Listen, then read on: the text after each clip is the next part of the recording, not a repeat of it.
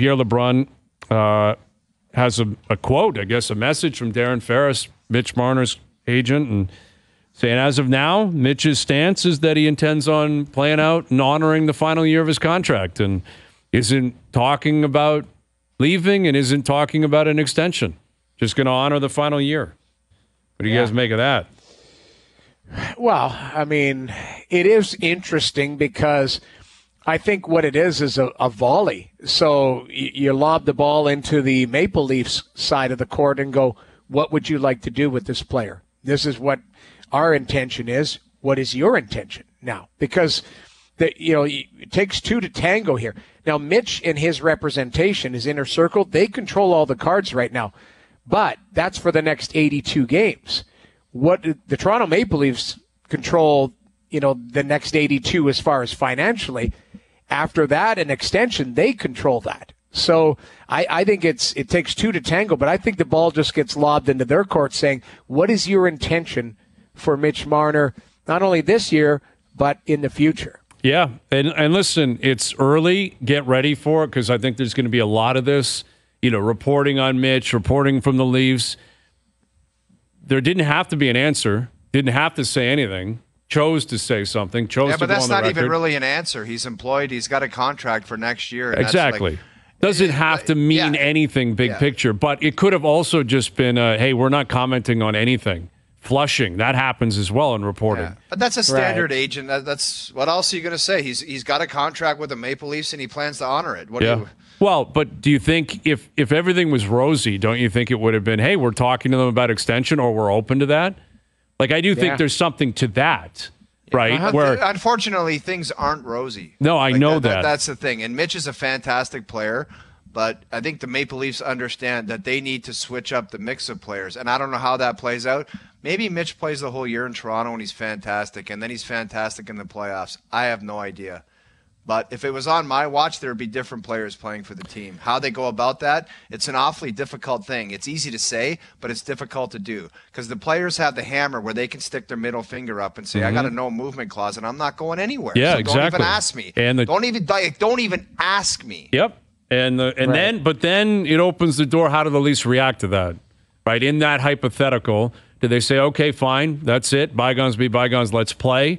Or is it, okay, we're going to get ugly here, and we're going to leak stuff, and we're going to make your life difficult? I mean, there's different ways to play this out, and I'm not even sure if that's in their best interest. What do you mean by leak stuff? Well, you leak it to the media. We've asked him to waive. We don't want him as a Maple Leaf anymore. Right. Then Mitch has got to answer first day of camp. Hey, Mitch, what do you make of the Leafs not wanting you here? That'll be great. Ooh. That's going to be fun for everybody involved. Here's Mike Johnson, our TSN hockey analyst, joining us here in the Maple Toyota hotline. Do you read anything into this, Ferris comment and the Marner stance that, hey, we're just going to honor the final year in Toronto? That's our plan as of today. I kind of like you guys going back and forth there. It is the whole thing is how do the Leafs and I guess Mitch Marner get whatever they want, and I'm not sure that they even know what they want just yet, right? Like, I'm not sure if Mitch knows, I want to go somewhere else, I don't want to go somewhere else, I want to play the year out without an extension, I'll only play the year comfortably with an extension. Like, I don't know if they know yet what they want. The Leafs, I don't know, you're talking about they want a different mix. I think that's probably a certainty, but how do they get it? Is Mitch Marner, what's that trade look like? How does that work? Do they get any value back? I don't think they know that either, but but both parties will have to be very much on the same page for this not to get like a big spicy meatball all year long, right? Like, it's Toronto, it's Mitch Marner. The fact that he has a no move, the fact that he, like every other really great player, generally signs an extension as soon as they can, or start working on extensions as soon as they can. And if they don't, that becomes annoying. Not that he doesn't have the extension, but the fact that it's going to be out there. And I'm sure Mitch and the team will say he'll talk about it once, first day of camp, and I'm not talking about my contract again until it's done or I get traded. Like, I'm sure they'll say that, but it's going to be out there. It's going to be a story that's going to be hard to ignore, and that's not good for Mitch Marner, his game, his life, his family, and that's not good for the Maple Leafs either. So, that's the part that where, Darren Ferris saying what? He's going to play his last year's contract? The big news would be if he said anything different. That would be news. Him saying he's going to play last year of his deal, that's whatever. That's stock. But it's still, you still want to try to make it a collaborative effort to get to wherever they're trying to go. And that will be interesting, whether they do that. Well, and if it's concluded in the end from Mitch Marner that he wants to remain a Maple Leaf, then that brings on the different layer to this in terms of how the Maple Leafs handle this.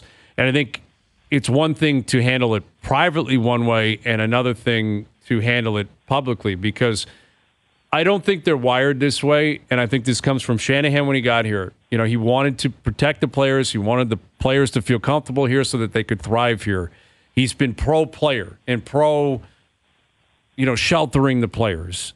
And I'm not going to say babying the players, but making sure the players feel very, very comfortable, et cetera, et cetera.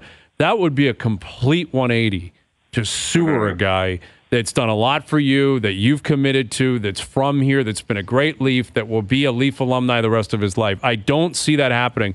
And if it's concluded in the end, Marner's playing for the Leafs, then I don't think it's in their best interest to allow it to go public where it gets nasty or ugly. Because if he's going to play for you, it has to work.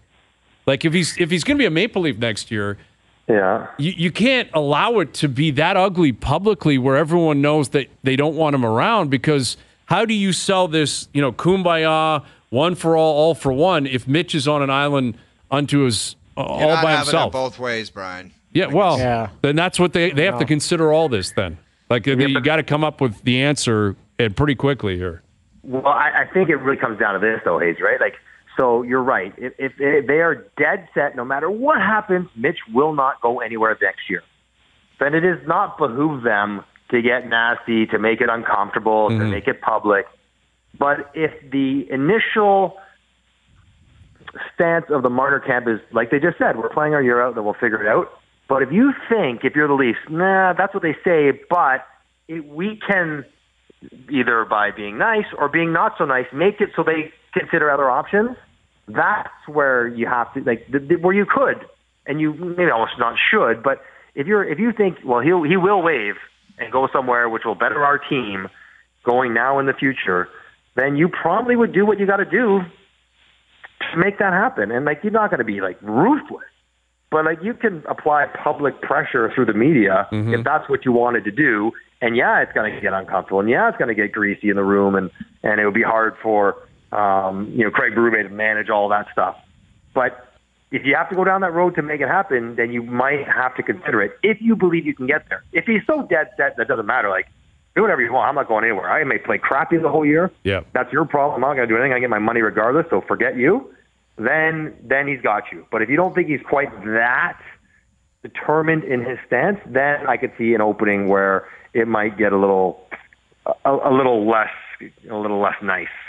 Well, what do you make of? Okay, so you're right. It's a stock answer. We've got a contract. We're going to play it out. But keep in mind, Brad Treliving has gone through this scenario with Johnny Gaudreau. He went through it.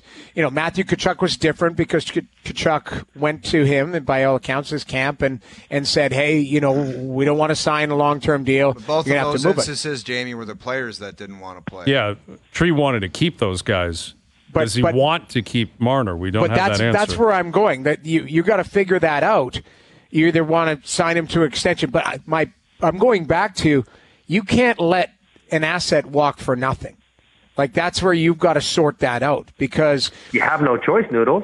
Well, I agree. Let's say you come to the conclusion you want that $11, $12 million stuff elsewhere, and that's just the reality. No slander on Mitch Marner. He's an incredible player. You just want to do it differently.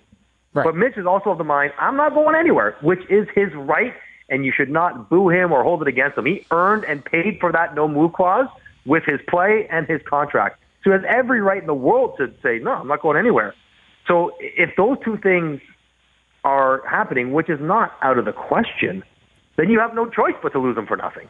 Because Mitch has all the cards, right? You can say, well, we can't let him walk. Well, what are you going to do? If he says, forget, I'm going to, but I'm walking on my own timeline, on my own terms, then the team has absolutely zero say in trying to recoup anything for a guy that obviously has great value around the league. Yeah. Unless you throw. Okay, so again, you try and keep it amicable, which it sounds like it's amicable. Like I don't. Sure. So Everyone would want to. Yeah. maybe you look at it. You look at saying what's an extension look like? Like if if you try and at least ask, like, what does it look like? Is it 8 years at 12.5? Like what does it look like? That's exactly what it looks like. Okay, yeah, Exactly. but then you got to figure out if you want to do that and move him. Because at least it's cost certainty, and you would be able to recoup something. Well, he's But how you gonna move him? guarantee If you sign him, no he has to movement, move. no trade. Yeah, no, you're right. He's not going to sign here The knowing only that they're way, going to trade him. that you can work this, if you say, all right, listen, Mitch, we'll let you walk. Guess what you get on your next contract? 7 years at 12.5. Right. We can sign and trade you 8 years at 12.5 to a place that you want to go. Like Matthew Tkachuk did. We don't see sign and trades very often in the NHL, but that's the only bit of leverage the Leafs have over Mitch Marner, other than making life unpleasant, to get him to do what they want, is that if we trade you but sign you first and we work together, you get the 8th year. If you just walk, you get the 7th. And if you think you're making 12.5, 7 years from now, you probably won't. You're going to lose $6-7 million, whatever the number is. Mm-hmm. Maybe that little carrot. But beyond that, Noodles, if he's dead set on not leaving this year, nothing they can do. Well, and this is the conundrum that the Leafs have, is that in this market and this fan base, Mitch Marner solely represents change. That's what's created here. That's what has happened in the last month. Fairly, how it's morphed into that, right? Like fairly or unfairly, Johnny? Gone this way. One guy. It's one guy. Conceded Tavares. Yes. Is off because he's got 1 year left. Everyone concedes that it's not Nylander and Matthews. And you know what? Nobody talks about Hayes. No one says it could be Morgan Riley. No, because that's not that I guess doesn't represent core four big enough, or people just haven't turned on Mo the way that they have on Mitch Marner. But that is the reality. Again, purely anecdotal, but we all have these conversations all over the city. The only guy I get asked about is Mitch. And in other words, if you could turn over the other 22 guys on the roster, if Marner stays, that's not change. If Marner goes and literally everyone else returns, that's change in the eyes of Leaf fans. That's what the Leafs are dealing with right now. That's what Shanahan's dealing with, Tree Living's dealing with. And it's irrational. It's fickle. It might turn. Like maybe there's a world that we exist in where Mitch Marner's a proud guy, which I know he is. I'm sure he is. And might think, give me this opportunity to redeem myself. Let me play it out, and I'm going to get everyone behind me. That would be a great story. Maybe that's what he's thinking. I don't want to leave because I don't want to run from it. I'll take the heat. I'm going to show you guys you want me to be a Leaf. That would be a great story. I have no problem with that. I would love that. I'd like to see him address that. I don't know if he will, but I'd love to see. I'd love to see him step up and just say, "I'm a Leaf. I love being a Leaf. I'm going to be a Leaf, and everyone's going to love me. Watch, and I'm winning right here." That would be an incredible scene, and if he follows through on it would be one of the coolest mic drops in sports history. But he represents change solely.